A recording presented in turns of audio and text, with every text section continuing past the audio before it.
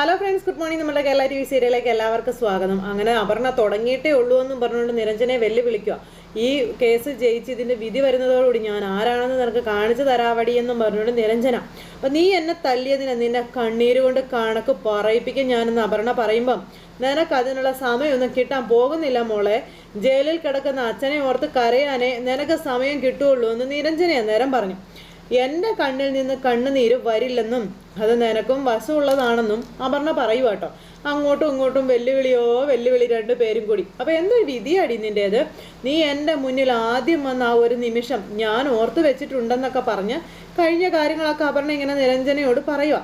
ഞാനും അജയും ക്ഷേത്രത്തിൽ വന്നപ്പോൾ അജയെ ലക്ഷ്യം വെച്ച് നീയും അവിടെ വന്നു. നീ ആരാണെന്നറിയാതെ ഞാൻ ഹൽദിക്ക് നിന്നെ ക്ഷണിക്കുകയും ചെയ്തു. എൻ്റെ ജീവിതത്തിൽ നുഴഞ്ഞു കയറിയവളാണ് നീയെന്നും വിവാഹ മണ്ഡപത്തിൽ വന്ന് വിഷം കഴിച്ച് വിവാഹം മുടക്കിയവള് ചരിത്രത്തിൽ നീ മാത്രമേ ഉണ്ടാവുള്ളൂ എന്നൊക്കെ പറഞ്ഞുകൊണ്ടിങ്ങനെ ഡയലോഗുകൾ ഒരുപാട് അപർണ ഇറക്കുന്നു. നിരഞ്ജന ഒന്നും മിണ്ടാതെ നിന്ന് കേൾക്കും. ഒടുവിൽ എനിക്ക് കഴിവുകെട്ടവനെ സ്വീകരിക്കേണ്ടി വന്നുവെന്നും എൻ്റെ ജീവിതം തീർത്തത് നീയാണെന്നും അപർണ പറയാം. എല്ലാം ഞാൻ എൻ്റെ മനസ്സിൻ്റെ ഉള്ളിൽ ഒതുക്കി വെച്ചിട്ടുണ്ട്.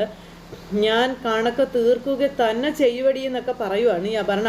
നീ ആരുടെ കൂടിയാണോ ജീവിക്കാൻ മോഹിച്ചത് അവനെ വെച്ച് തന്നെ ഞാൻ കണക്ക് തീർക്കുമെന്ന് പറയുമ്പോൾ ഒന്ന് മതിയാക്ക് അപർണ. എൻ്റെ നാവടക്കാൻ നീ കഴിഞ്ഞു പോയതൊന്നും വിളിച്ചു കൂവണമെന്നില്ല. വിവേക ബുദ്ധി ഇല്ലാതെ അന്ന് കാട്ടിക്കൂട്ടിയതൊക്കെ ഓർത്ത് ഞാൻ ലജ്ജിക്കാത്ത ദിവസങ്ങളില്ല എന്നും നിരഞ്ജന പറയാം. നീ ഇപ്പം അജയ്ക്ക് വേണ്ടി സംസാരിച്ചല്ലോ. ആ വിവാഹം നടക്കാതെ പോയതിൽ മനസ്സുകൊണ്ട് നീ സന്തോഷിക്കുന്നുണ്ടെന്നൊക്കെ എനിക്ക് നന്നായിട്ട് അറിയാമെന്നും സോ അതിൻ്റെ പേരിൽ നീ എന്നെ ക്രൂശിക്കാനൊന്നും വരണ്ടെന്നും പറഞ്ഞു നിരഞ്ജന. പക്ഷെ നീ ജയിക്കാൻ വേണ്ടി എന്ത് വേണമെങ്കിലും വിളിച്ചു പറഞ്ഞോളാനും ആ കൂടെ തന്നെ പറഞ്ഞു കേട്ടോ.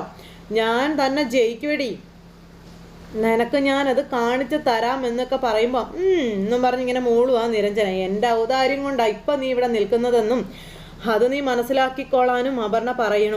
അജയുടെ ആവശ്യം എനിക്ക് ഉണ്ടായിപ്പോയി. അല്ലായിരുന്നെങ്കിലേ നിന്നെ ഞാൻ ഒരുപിടി ചാരമാക്കി മാറ്റിയേനെ എന്ന കാര്യമൊക്കെ പറഞ്ഞ് ചേച്ചി ഡയലോഗുകൾ ഇറക്കുമ്പം അത് നിന്റെ അഹങ്കാരം മാത്രമാണെന്നും നിന്റെ മനസ്സിലെ അഹങ്കാരം കെട്ടടങ്ങണമെങ്കിൽ നീ ഉള്ളിൽ കൊണ്ടു നടക്കുന്ന അച്ഛനെന്ന വിഗ്രഹം വീണുടയണമെന്ന കാര്യങ്ങൾ പറഞ്ഞ് നിരഞ്ജന ഇവളെ തിരിച്ചും വെല്ലുവിളിക്കുന്നു. അത് ഉടയുമെന്നും പറഞ്ഞു. അന്ന് മാത്രമേ നിന്റെ മനസ്സിന് വെളിച്ചം വരികയുള്ളൂ. ആ ഒരു വെളിച്ചത്തിലെ നീ വെറുത്തവരെ നീ ശരിക്കും കാണുമെന്നുള്ള കാര്യങ്ങളും പറഞ്ഞ് നമ്മുടെ നിരഞ്ജന ഇവളോട് എണ്ണി ഓരോന്ന് പറയുക. ഇതൊക്കെ കേട്ടിട്ടും അമലൊന്നും മിണ്ടുന്നില്ല. നിന്റെ ഏട്ടത്തി, ഏട്ടൻ, നിന്റെ ഭർത്താവ് എല്ലാവരെയും നീ തിരിച്ചറിയുന്ന ഒരു ദിവസം വരും. പക്ഷേ നിനക്ക് അതിനുള്ള ഭാഗ്യമൊന്നും ഉണ്ടാവാൻ പോകുന്നില്ല എന്നും പറഞ്ഞ് അവിടെ നിന്ന് നമ്മുടെ നിരഞ്ജന അങ്ങ് പോകുമ്പോൾ നിക്കടി എന്നും പറഞ്ഞുകൊണ്ട് അപർണ പിന്നാലെ ചെല്ലുന്നു. നീ എങ്ങോട്ട് പോകുക? അപ്പം ഏട്ടത്തി, ദയവ് ചെയ്ത ഏട്ടത്തി ഒന്ന് പോകാൻ പറഞ്ഞ അമൽ അന്നേരം നിരഞ്ജനയോട്. നിരഞ്ജന അവിടെ നിന്ന് അന്നേരം കയറിപ്പോയി. നിരഞ്ജന അങ്ങ് പോയി കഴിഞ്ഞപ്പോൾ അപർണ അമലിൻ്റെ നേരെയായി. അവളുടെ സകല അഹങ്കാരം ഞാൻ തീർത്ത് വിടുമായിരുന്നു എന്ന് പറഞ്ഞപ്പം നീ മിടുക്കിയാടി, നിന്നെ കണ്ടു വേണം പെൺകുട്ടികൾ പഠിക്കാനെന്ന് അമല്. അവളതിനെ തല്ലിയതിൻ്റെ കണക്ക് ഞാൻ തീർത്തിരിക്കുമെന്നൊക്കെ പറഞ്ഞപ്പം മറുവശത്ത് ഉണ്ണിത്താനം തീർക്കാൻ കണക്കുണ്ടെന്ന് നീ ഓർത്ത് വെച്ചോളാൻ പറഞ്ഞിട്ട് അവിടെ നിന്ന് അമലും അങ്ങ് പോയി. ഇവളിങ്ങനെ അന്തം വിട്ട് കുന്തം വിഴുങ്ങിയതുപോലെ നിൽക്കുക. ഇത് കഴിഞ്ഞ് പിന്നെ കാണിക്കുന്ന അജയ് കേട്ടോ. അജയ് ഇങ്ങനെ അവിടെ അങ്ങോട്ടും ഇങ്ങോട്ടും തെക്ക് വടക്ക് നടക്കുമ്പോഴാണ് നമ്മുടെ അമൽ അജയ്യെ കാണാനായിട്ട് കയറി ചെല്ലുന്നത്.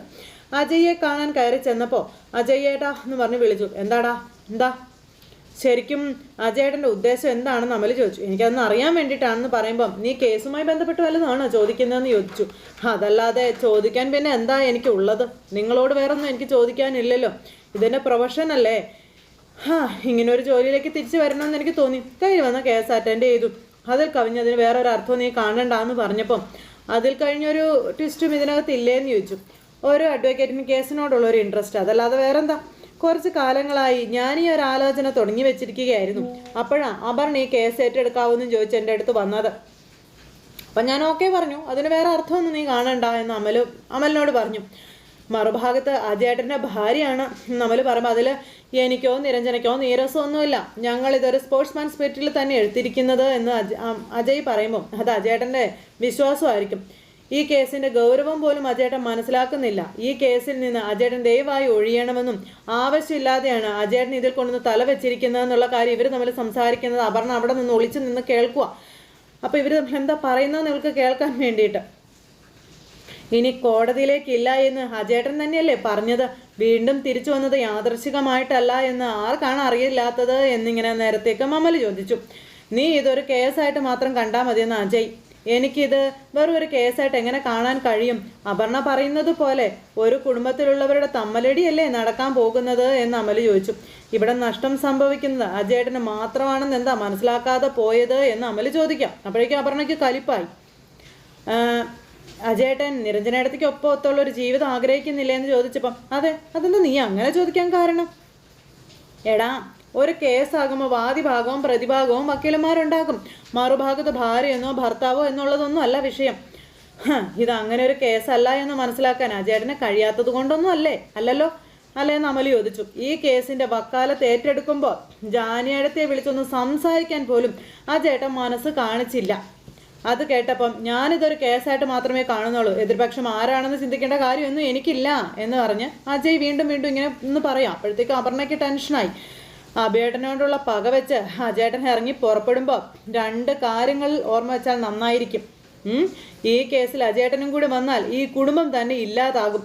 മറ്റൊന്ന്, നിരഞ്ജനേടത്തിയെ ചിലപ്പോൾ നഷ്ടപ്പെട്ടു പോകും. ഇതെല്ലാം അജയേട്ടൻ അറിയാവുന്നതല്ലേ എന്ന് ചോദിക്കുമ്പോഴത്തേക്കും അപർണ രംഗത്തേക്ക് വന്നു. കൊള്ളാം, അജയെ പിന്തിരിപ്പിക്കാനുള്ള അനിയന്റെ ശ്രമമാണല്ലേ എന്ന് അപർണ ചോദിച്ചു.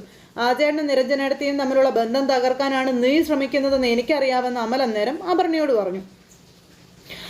ഒന്നും മിണ്ടാതെ അജയ് ഇങ്ങനെ നിൽക്കാം.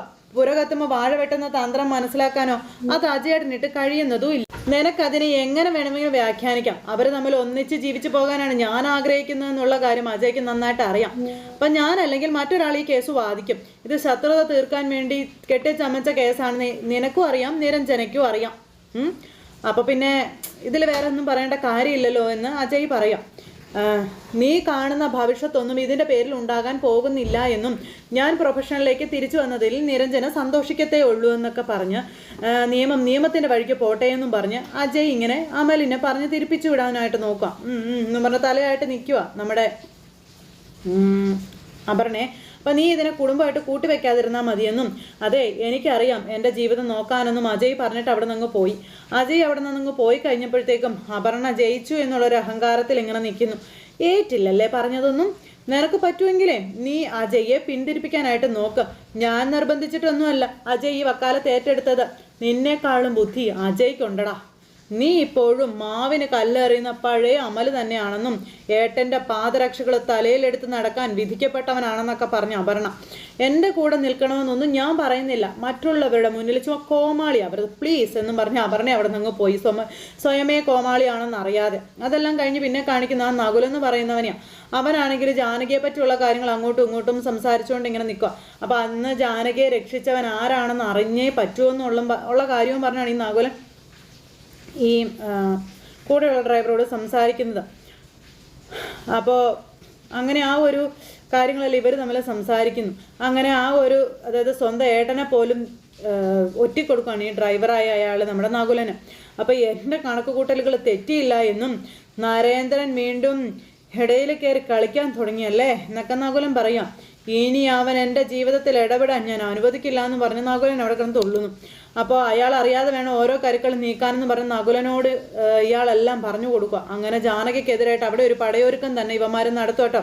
ജാനകിയെ തേടിപ്പിടിക്കാൻ നകുലേട്ടൻ തന്നെയാണ് പറഞ്ഞതെന്നും അതുപോലെ തന്നെ കണ്ടു കിട്ടിക്കഴിഞ്ഞാൽ തീർത്ത് കളയാനാണ് അന്ന് എന്നോട് സംസാരിച്ചതെന്നുള്ള കാര്യം പറഞ്ഞു. പിന്നെ ഇന്ദ്രജ മേഡം ജാനകിയെ കണ്ടു കിട്ടിയിട്ട് തീർത്ത് കളയാൻ പറഞ്ഞ കാര്യമൊക്കെ പറയാം. അപ്പോൾ ജാനകിയെ കണ്ടു കിട്ടിയാൽ തീർത്ത് കളയുക തന്നെ നീ ചെയ്യുമായിരുന്നു അല്ലടാ എന്നൊക്കെ ഇങ്ങനെ നേരത്തേക്ക് നകുലൻ ഇവനോട് ചോദിച്ചപ്പോൾ ചെയ്യാതെ എനിക്ക് നിവർത്തിയില്ലല്ലോ നകുലേട്ടാ എന്നും പറഞ്ഞുകൊണ്ട് ഇങ്ങനെ ഇയാൾ നകുലനോട് പറയുന്നു. ദേ മുള്ളു പോലും അറിയാതെ പൂ പറിക്കുന്നത് പോലെ വേണം എനിക്ക് അവളെ അടർത്തിയെടുത്ത് കൊണ്ടുവരാനെന്നൊക്കെ ഇയാൾ പറയുക. പിന്നെ ഒരു പെണ്ണിന് അതിന് മാത്രം എന്ത് പ്രത്യേകതയാണുള്ളത് എന്ന് ചിലർ ചോദിക്കാം. പക്ഷേ ഒരു ഒരു ഒരു ഒരു പെണ്ണിനെ തീവ്രമായി മോഹിച്ചു പോയാലേ അവൾ ഈ ലോകത്തിലെ ഏറ്റവും വലിയ പെണ്ണാണെന്ന് തോന്നിപ്പോകുമെന്നൊക്കെ പറഞ്ഞുകൊണ്ട് നകുലൻ ഇങ്ങനെ പറഞ്ഞു. നകുലൻ ഒന്നും അറിഞ്ഞിട്ടില്ല. നീ അങ്ങനെ വേണം അയാളോട് പറയാൻ, അങ്ങനെ വേണം ഒന്നും അറിയാതെ നിന്ന് എനിക്ക് അവളെ എൻ്റേതാക്കി എടുക്കാനെന്നൊക്കെ പറഞ്ഞുകൊണ്ട് ഇവൻ ഇങ്ങനെ നിന്ന് സംസാരിക്കണം. അത് കഴിഞ്ഞ് പിന്നെ ചന്ദ്രകാന്തത്തിലെ അമ്മ ഇങ്ങനെ ഇരിക്കുന്നു. അപ്പോൾ രേവതി അമ്മ എന്ന് പറയുന്ന ഒരു വ്യക്തി ഉണ്ടായിരുന്നു, നേരത്തെ കമ്പനിയിൽ ജോലി ചെയ്തിരുന്ന ഒരു സ്ത്രീ. അപ്പോൾ അവരെ വിളിച്ചുകൊണ്ട് കൊണ്ടുവന്ന് നമ്മുടെ രാധാമണി അമ്മയെ കാണിച്ചു കൊടുക്കുവാണ് നമ്മുടെ അഭി. അപ്പോൾ മനസ്സിലായോ, അമ്മയ്ക്ക് ഇത് ആരാണെന്ന് മനസ്സിലായോ എന്നൊക്കെ ഇങ്ങനെ ചോദിച്ചു. ആ സമയം എനിക്ക് മനസ്സിലായി, ഇത് രാധാമണിയല്ലേ എന്നാ അമ്മ ഇങ്ങനെ രാധാമണിയെ നോക്കി പറഞ്ഞു. രാധാമണി അമ്മ അന്നേരം ഇങ്ങനെ നിൽക്കുക. അപ്പോഴത്തേക്കും ജാനകി അങ്ങോട്ടേക്ക് വന്നേ, അതുപോലെ തന്നെ നിരഞ്ജനയും വന്നു. ഇവർ രണ്ടുപേരും പ്രതീക്ഷകളോടുകൂടി ഇങ്ങനെ നിൽക്കുകയാണ്. ആ ഒരു സമയത്ത് അമ്മയ്ക്ക് ഭയങ്കര സന്തോഷം. ഓടിച്ചെന്ന് ഈ ചേച്ചിയാണെങ്കിൽ ആ അമ്മയുടെ അടുത്തിരുന്ന് വിശേഷങ്ങളൊക്കെ ചോദിക്കുക. അപ്പോൾ രാധാമണി എൻ്റെ വീട്ടിൽ വന്ന കാര്യമൊക്കെ മറന്നോ എന്നൊക്കെ രാധാമണി അമ്മയോട് ചോദിക്കുക. അങ്ങനെ ആ ചേച്ചി ഇരുന്ന് വിശേഷങ്ങളൊക്കെ പറയുന്നു. ആ ഒരു സമയത്ത് രേവതി അമ്മയോട് കാര്യങ്ങളെല്ലാം പറയുവാണ് നമ്മുടെ ജാനകി. ഇത്രയും കാലം എവിടെയായിരുന്നു എന്നൊക്കെ ഇങ്ങനെ ഓരോന്നൊക്കെ ചോദിക്കുന്നുണ്ട്. അന്നൊക്കെ നല്ല സ്മാർട്ടായിരുന്നല്ലോ, ഇവളിവൊക്കെ എന്താ പറ്റിയതെന്നൊക്കെ അന്നേരത്തേക്ക് ഈ രേവതി അമ്മ ചോദിച്ചു. അപ്പം നടന്ന കാര്യങ്ങളെല്ലാം നമ്മുടെ അബിയും അതുപോലെ തന്നെ ജാനകിയും നിരഞ്ജനയും കൂടെ പറഞ്ഞു. അങ്ങനെ ആ ഒരു ഇതെല്ലാം സംസാരിച്ചതിന് ശേഷം നമ്മുടെ നിരഞ്ജന മാറ്റി നിർത്തി ഈ രേവതി അമ്മയോട് പറയുവാണ്. അപ്പോൾ രാധാമണി അമ്മ രേവതി അമ്മയ്ക്കൊപ്പം സൂര്യനാരായണൻ്റെ കമ്പനിയിൽ ജോലി ചെയ്ത കാര്യങ്ങളൊക്കെ കോടതിയിലൊന്ന് ചോദിച്ചാൽ പറയുമോ എന്ന് ചോദിച്ചു. അയ്യോ, കോടതിയിൽ വന്നു പറയാനോ, എനിക്കതൊന്നും പറ്റത്തില്ല എന്ന് പറഞ്ഞു. പിന്നെ അന്ന് നടന്ന കാര്യങ്ങളൊക്കെ ആദ്യം തന്നെ രേവതി അമ്മയിൽ നിന്ന് ചോദിച്ചറിഞ്ഞതിന് ശേഷമാണ് നമ്മുടെ നിരഞ്ജന ഇതൊക്കെ ചോദിക്കുന്നത്. അപ്പോൾ പറ്റത്തില്ല എന്ന് പറഞ്ഞു. അപ്പോൾ രാധാമണി വാരസേരൻ നിങ്ങളുടെ കൂടെ ആ കമ്പനിയിൽ ജോലി ചെയ്തിരുന്നു എന്ന് ഒന്ന് പറഞ്ഞാൽ മാത്രം മതി എന്ന് പറയുമ്പം, അയ്യോ തമ്പി സാറിനെതിരെയുള്ള കേസോ, ഞാൻ തമ്പി സാറിനെതിരായി ഒന്നും പറയത്തില്ല എന്ന് രേവതി അമ്മ പറയുമോ നിരഞ്ജനയോട്. എൻ്റെ മോൻ ജോലി ചെയ്യുന്നതേ തമ്പി സാറിൻ്റെ കമ്പനിയിലാണെന്ന കാര്യം ഇങ്ങനെ പറയണം. ഓ എന്നും പറഞ്ഞുകൊണ്ട് ഇങ്ങനെ നമ്മുടെ നിരഞ്ജന നിൽക്കാം. ഇതിനാണ് അഭിസാർ എന്നെ വിളിച്ചത് എന്നുണ്ടെങ്കിൽ ഞാൻ വരില്ലായിരുന്നു എന്ന് പറഞ്ഞിങ്ങനെ നിൽക്കുമ്പോഴേക്കും നമ്മുടെ ജാനകി ഓടി വന്നു. നിങ്ങളൊരു സ്ത്രീയല്ലേ, അവിടെ ഇരിക്കുന്നത് നിങ്ങളുടെ കൂടെ ജോലി ചെയ്തൊരു പാവ സ്ത്രീയല്ലേ എന്ന് ചോദിച്ചു.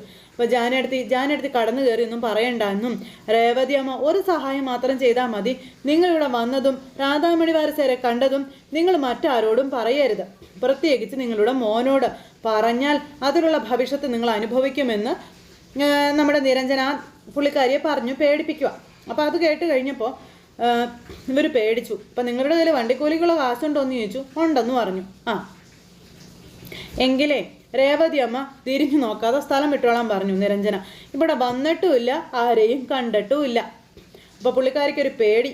പുള്ളിക്കാരി വന്നതുപോലെ തന്നെ വന്ന വഴിയെ വിട്ടു. ആ സമയത്ത് ജാനകിയും നിരഞ്ജനയും കൂടെ അമ്മയുടെ അടുത്തേക്ക് ചെല്ലുക. അപ്പോൾ അമ്മയ്ക്ക് എന്താ സംഭവിച്ചതെന്ന് നിനക്ക് അവരോട് പറയായിരുന്നില്ലേ, അവർ സാക്ഷി പറയാൻ മനസ്സ് കാണിക്കില്ലായിരുന്നു എന്ന് ചോദിച്ചു. അപ്പോൾ ഒരു സാക്ഷി കൂറു മാറുന്നത് ജാനി അടുത്തേക്ക് കാണേണ്ടി വന്നേന്. തമ്പിയുടെ ജീവനക്കാരനാണ് അവരുടെ മോൻ, പിന്നെ അവർ സാക്ഷി പറയാനായിട്ട് വരുമോ എന്ന് ചോദിച്ചു നിരഞ്ജനയെ. അമ്മ ഇവിടെയുള്ള കാര്യം തമ്പി അറിഞ്ഞാൽ ആ നിമിഷം അയാൾ ഇവിടെ പാഞ്ഞെത്തുമെന്നുള്ള കാര്യം ഉറപ്പാണെന്നുള്ള കാര്യം നിരഞ്ജന അന്നേരം പറഞ്ഞു. അങ്ങനെ ഇവർ തമ്മിൽ ഈ കാര്യമൊക്കെ സംസാരിച്ചുകൊണ്ട് അങ്ങനെ ഇരിക്കും. ഇനി എന്ത് എന്നുള്ളൊരു ചോദ്യമാണ് അവരുടെ രണ്ടുപേരുടെയും മുന്നിലുള്ളത്. നിരഞ്ജന നോക്കാം എന്ന് പറഞ്ഞ് അവിടെ നിന്ന് പോവുകയും ചെയ്തു. ഇതെല്ലാം കഴിഞ്ഞതിന് ശേഷം പിന്നെ കാണിക്കുന്നത് നമ്മുടെ ജാനകി ഇങ്ങനെ വിഷമിച്ച് അവിടെ ഇരിക്കുക. പിന്നീടാണെങ്കിൽ അജയ് അപർണയുടെ വീട്ടിലേക്ക് ചെല്ലുവാണ്. അപർണയുടെ വീട്ടിലേക്ക് ചെന്നപ്പോൾ അപർണ ചെന്ന് വാതിൽ തുറന്നപ്പോൾ അജയോ കയറി വാ, ഇതിനു മുമ്പ് അജയ് ഇവിടെ വന്നതിനെ പറ്റി വല്ലതും ഓർക്കുന്നുണ്ടോ എന്ന് ചോദിച്ചപ്പോൾ തൻ്റെ കാറ് ശരിയാക്കി തന്നതല്ലേ, നല്ല ഓർമ്മയുണ്ടെന്നൊക്കെ ഇങ്ങനെ പറയാം. അപ്പോൾ ഓർമ്മകൾ നിനക്കുണ്ടാവണം എന്ന് അപർണ മനസ്സിൽ പറയാം. അപ്പോൾ തമ്പങ്ങളില്ല ഇവിടെ അകത്തുണ്ട്, വരുമെന്നും പറഞ്ഞ് അകത്തേക്ക് വിളിപ്പിച്ചു. അങ്ങനെ തമ്പി അവിടെ ഭയങ്കര വിഷമത്തിലിരിക്കുന്നു. ഈ ഒരു സമയത്ത് ഇവർ രണ്ടുപേരും കൂടെ അങ്ങോട്ടേക്ക് കയറി ചെല്ലാം. എടാ മോനെ അജയ്, നിന്നെ കാത്തിരിക്കായിരുന്നു, മോളെ അജയ്ക്ക് ചായ ഇട എന്നൊക്കെ പറഞ്ഞുകൊണ്ട് ഭയങ്കര ധൃതി കാണിച്ച് ഒറ്റ ശ്വാസത്തിലെല്ലാം പറഞ്ഞ് തീർക്കുക തമ്പി. അപ്പം അയ്യോ എനിക്കിപ്പോൾ ചായയൊന്നും വേണ്ടാന്ന് പറഞ്ഞു അജയ്. മോനെ അജയ്, എടാ വാദിഭാഗം വക്കീലുമായിട്ട് മോൻ്റെ ജീവിതമൊക്കെ എങ്ങനെയുണ്ട് എന്ന് തമ്പി ചോദിക്കുമ്പം ഞാനും നിരഞ്ജനയും തമ്മിൽ ഇതിൻ്റെ പേരിൽ പ്രശ്നങ്ങളൊന്നും ഇല്ല എന്ന് ഈ അജയ് പറയാം. അതേതായാലും നല്ല കാര്യം തന്നെ, നീ എന്നെ സഹായിക്കാൻ വന്നത് കൊണ്ട് നിൻ്റെ ജീവിതത്തിൽ പ്രശ്നങ്ങളൊന്നും ഉണ്ടാകാൻ പാടില്ല അല്ലടി മോളെ എന്ന് തമ്പി. അപ്പോൾ എന്നും പറഞ്ഞുകൊണ്ട് നിൽക്കുക അപർണ. ഈ സമയം കേസിന് ആസ്പദമായിട്ടുള്ള സംഭവം നടന്നത് ആരോപിക്കുന്നത് കമ്പനി ഓഫീസിൽ വെച്ചിട്ടുള്ളതാണെന്ന കാര്യം അജയ് അന്നേരം പറഞ്ഞു. അതെ എന്നും പറഞ്ഞു തമ്പി ഇങ്ങനെ നിൽക്കുക കേട്ടോ. അന്നത്തെ റെക്കോർഡ്സുകളൊന്നും ഇന്നില്ല. എന്നും പറഞ്ഞു തമ്പി ഭയങ്കര പുണ്യാളനായിട്ട് നിൽക്കുന്നു. അങ്ങളൊരു കേസുമായി ബന്ധപ്പെട്ട് ജയിലിൽ പോയപ്പോൾ ആ കമ്പനിയെ അങ്ങ് പൂട്ടിപ്പോയി. കേസുമായി ബന്ധപ്പെട്ട് പോയതല്ല, നിന്റെ തന്ത എന്നെ മനഃപൂർവ്വം അയച്ചതാണ് എന്ന് തമ്പി പറയാം. അപ്പോൾ അജയ് ഇങ്ങനെ പറഞ്ഞ് നിൽക്കുക കേട്ടോ. രാധാമണി വാരസ്യാർ എന്നുള്ളൊരു സ്ത്രീ ശരിക്കും കമ്പനിയിൽ ഉണ്ടായിരുന്നതായി അങ്കിളിന് ഓർമ്മയുണ്ടോ എന്ന് ചോദിച്ചപ്പോൾ ആ പേര് കേട്ടപ്പോൾ തന്നെ ഞാൻ അന്നുണ്ടായിരുന്ന കുറേ ആൾക്കാരെ വിളിച്ച് അന്വേഷിച്ചതാണെന്നും കുറച്ച് പേർ ആ സമയത്ത് ജോലിയിൽ നിന്ന് പിരിച്ചുവിട്ടിരുന്നു. അപ്പോൾ ആ കൂട്ടത്തിൽ ഈ സ്ത്രീ ഉൾപ്പെട്ടിട്ടുണ്ടെന്നുള്ളതാണ് കുറച്ച് പേര് പറഞ്ഞതെന്ന കാര്യം തമ്പി പറയാം. അപ്പം അത് മനസ്സിലാക്കിയിട്ടല്ലേ അഭി പോയി അവരെ കണ്ടെത്തിയത്. അതിനുള്ള അവരുടെ അന്വേഷണം തുടങ്ങിയിട്ട് എത്രയോ കാലമായി എന്നൊക്കെ ചോദിച്ചു. അഭിയുടെ അജയുടെ അച്ഛൻ മരിച്ചപ്പോൾ തൊട്ടുള്ള ഒരു അന്വേഷണം. നമ്മൾ കരുതിയത് ജാനകിയുടെ അമ്മയെ തേടി നടക്കുകയാണ് എന്നുള്ളതല്ലേ. അഭിയും ജാനകിയും നമ്മൾ കടത്തി വെട്ടി കളഞ്ഞു എന്നൊക്കെ ഇങ്ങനെ പറഞ്ഞപ്പം എനിക്ക് ആ സ്ത്രീയെ കണ്ടതായിട്ടുള്ള ഒരു ഓർമ്മ പോലും ഇല്ലടി മോളെ. അന്ന് ഓഫീസ് കാര്യങ്ങളൊക്കെ സൂര്യനാരായണ ആയിരുന്നു നോക്കിയിരുന്നതെന്ന് പറഞ്ഞപ്പം ഇനി അവർ ചെയ്യാൻ പോകുന്നത് ഇത് സ്ഥാപിച്ചെടുക്കാൻ വേണ്ടി കള്ളസാക്ഷികളെ കൊണ്ടുവരികയായിരിക്കും എന്ന കാര്യങ്ങൾ ഇങ്ങനെ നമ്മുടെ അജയ് പറയുമ്പോൾ അപർണ ഇങ്ങനെ അതിനെപ്പറ്റി ആലോചിച്ച് നിൽക്കുന്നിടത്താണ് ഇന്നത്തെ കഥ അവസാനിച്ചിട്ടുള്ളത്. അപ്പോൾ എല്ലാവരും കാത്തിരുന്ന് കാണണം കേട്ടോ. എല്ലാവർക്കും നല്ലൊരു ദിവസം ആശംസിക്കുകയാണ്. ആടിനെ പട്ടിയാക്കുന്ന രീതിയിൽ അപർണയും അജയും കൂടെ കളികൾ കളിച്ചുകൊണ്ടിരിക്കുക. അപ്പോൾ ഇതിൻ്റെയൊക്കെ അവസാനം എന്താകുമെന്ന് കാത്തിരുന്ന് കാണാം. എല്ലാവർക്കും നല്ലൊരു ദിവസം ആശംസിക്കുന്നു. നന്ദി.